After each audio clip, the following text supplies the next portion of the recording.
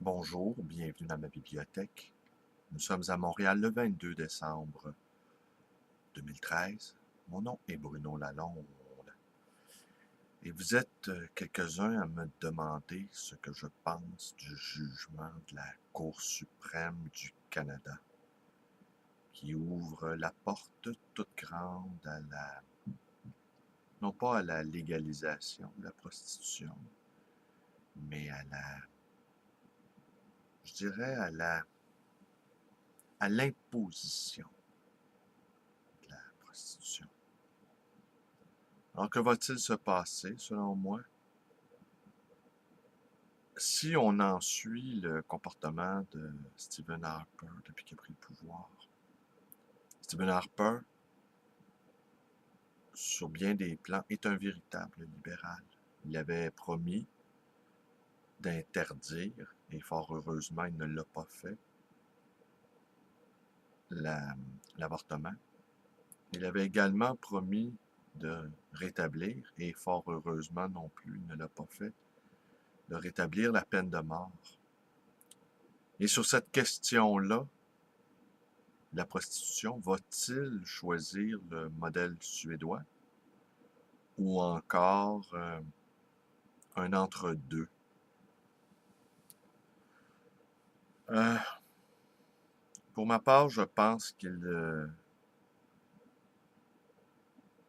vrai enjeu, finalement, c'est pas tant que des femmes se prostituent et que des hommes aient recours à leurs services, c'est l'évasion fiscale.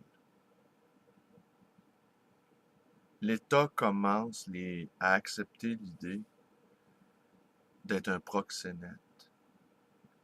Et cette étatisation-là de la prostitution va faire de chacun de nous un proxénète.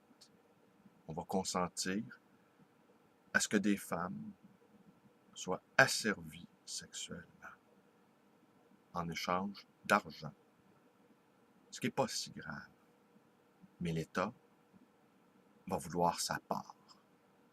Et ça va être ça bientôt, le véritable crime. Alors, je suis assez curieux de savoir quelle va être la réaction de toutes ces femmes qui se prostituent et qui se réclament pro-choix quand l'impôt va venir prendre peut-être 40% de leurs gains. Alors, elles vont être coincées entre des clients de plus en plus exigeants, de plus en plus rois, et un État qui va être également de plus en plus exigeant et de plus en plus gourmand. Alors, elles vont être pris en tenaille. C'est ce qui va se passer. Et là, ben, il va y avoir des dénonciations. Déjà, le gouvernement incite à la délation. Vous connaissez quelqu'un qui fait une fraude fiscale, téléphone à tel endroit. La délation au nom de l'État, au nom des intérêts de l'État, est encouragée. Alors, des femmes vont sans doute vouloir travailler au noir. Et des clients aussi voudront payer en dessous de la table, eux aussi pour des raisons fiscales. Et l'État va traquer les uns et les autres. Je ne sais pas si les défenseurs de la légalisation de la prostitution ont vu cet aspect-là. Ils diront oui, on va pouvoir avoir des pensions et tout ça. N'en soyez pas si certains au niveau des pensions. Un bon nombre de gens se croient assurés en ce moment d'avoir une pension. Mais la façon dont l'économie, l'état général de l'économie est tel que je ne suis pas sûr que beaucoup d'entre nous allons avoir des pensions dans un futur assez proche.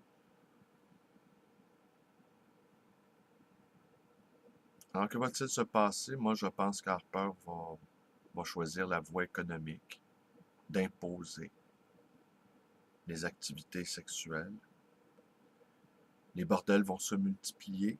un peu partout, aux quatre coins de la ville, considéré que c'est une grande victoire pour la liberté, le libre choix.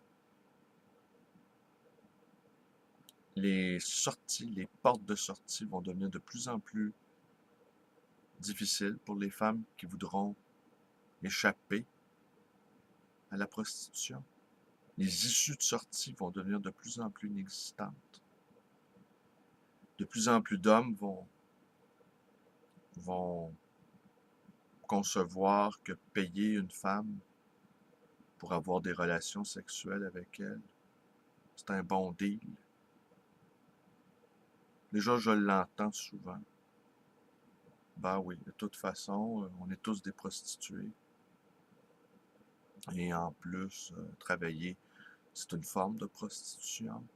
Et en plus, quand on rencontre une femme, ben, quand on l'invite au restaurant, on n'est pas sûr d'arriver à nos fins. Et patati patata. Tous ces hommes qui ont renoncé à la séduction, qui ont renoncé au jeu de la séduction, d'un tel pathétique. Et hier, je me suis emporté contre un non-client de ma librairie qui est connaissant de ma position abolitionniste, est comme venu me relancer pour débattre avec moi sur le sujet. Et il m'accusait d'être émotif, et lui, il se donnait le beau rôle, rationnel. J'avais envie de l'étrangler. Et je le regardais, je me disais, quelle femme sensée pour avoir envie d'un tel personnage.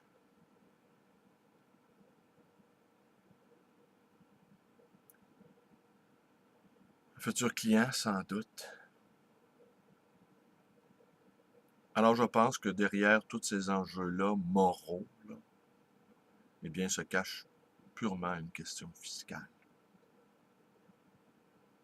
Et l'État contrôle le jeu, contrôle l'alcool, et pourquoi pas proxénète également. Pourquoi pas? Plein de gens sont déjà d'accord avec ça. Je pense que nous avons perdu la bataille. Je pense. Peut-être mon ami Réa qui est une véritable intellectuelle, militante, engagée, ne sera peut-être pas d'accord avec mon pessimisme d'aujourd'hui, mais sache, Réa, que de mon côté, j'ai toujours été du côté des vaincus, précisément. Toutes les causes que j'ai défendues dans ma vie ont tous été des causes perdantes. J'ai comme un flair pour aller contre l'opinion dominante. C'est une grande paresse intellectuelle. Et déjà, un paquet de gens ont consenti qu'un bon nombre important de femmes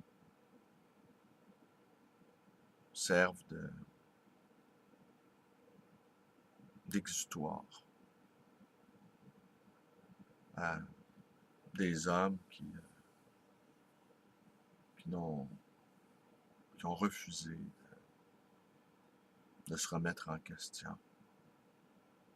J'ai bien aimé cette publicité, cette campagne de sensibilisation, quoique vous savez, je n'aime pas beaucoup ce mot de sensibilisation, avec Shane Penn, un acteur américain. Les vrais hommes ne payent pas pour ça. Ben moi, je peux juste vous dire une chose en concluant, que cette image-là qu'on nous renvoie sans arrêt des hommes qui sont prêts à payer pour obtenir les faveurs d'une femme, cette image-là, là, de la masculinité, c'est une image qui me blesse,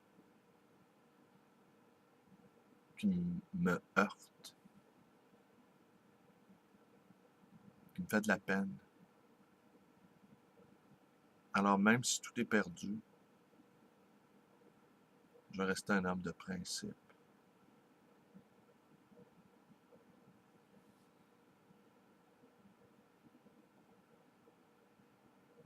J'ai connu quelques hommes qui ont connu des expériences comme ça avec des femmes qui se prostituent. Certains, même aujourd'hui, ont un âge, sont dans un âge avancé. Et je peux vous dire, là, qu'ils ont honte aujourd'hui quand ils repensent à ça. Ils ne sont pas fiers d'eux.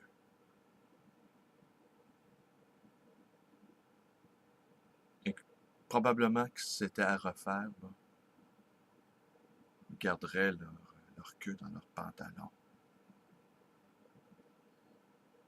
Alors, je ne sais trop ce que vaut cette petite vidéo totalement improvisée. Je suis un peu fatigué, je me suis couché très tard hier soir. Et j'ai même bu quelques verres de vin, ce qui n'est pas très fréquent chez moi. Et on a eu la soirée, là, on a lancé ceci, la compagnie à numéro. C'était une très très très belle soirée. Dans quelques heures, Yvon Jean et sa compagne, Sonia Bergeron, vont sans doute poster sur ma page un montage des meilleurs moments de cette soirée qui a été ponctuée de magnifiques lectures très variées. Les gens prennent la parole, c'était beau. C'était beau à entendre, c'était émouvant. J'étais très heureux de ça. Une belle soirée. Et là, émotionnellement, j'ai comme une sorte de baisse d'énergie. Ce qui ne m'empêchera pas, après avoir enregistré ceci, d'aller me balader dans le blizzard canadien, maquillé, un vrai coureur des bois. Et je vais me balader dans les rues enneigées de Montréal. Alors, je vous remercie, passez une bonne journée, espérant que je vais avoir tort dans cette affaire-là.